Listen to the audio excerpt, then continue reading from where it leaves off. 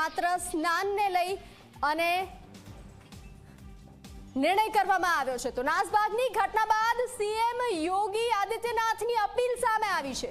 મુખ્યમંત્રી યોગી આદિત્યનાથે શ્રદ્ધાળુઓને અપીલ કરી છે, માં ગંગાના જે ઘાટની નજીક હોય ત્યાં જ સ્નાન કરો તેવી અપીલ કરવામાં આવી છે। સંગમ નોઝની તરફ જવાનો પ્રયાસ ન કરવા માટે સીએમ યોગી આદિત્યનાથની અપીલ સામે આવી છે। કોઈ અફવા પર ધ્યાન ન આપવા અપીલ કરવામાં આવી છે।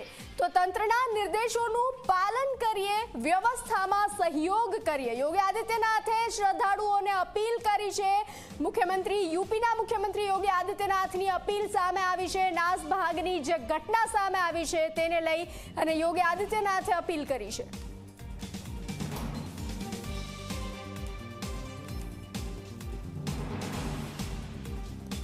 તો મહાકુંભમાં હાલ સ્થિતિ સંપૂર્ણ કાબૂમાં છે। નાસભાગની ઘટના બાદ તંત્રનું એક્શન સામે આવ્યું છે। સ્થિતિ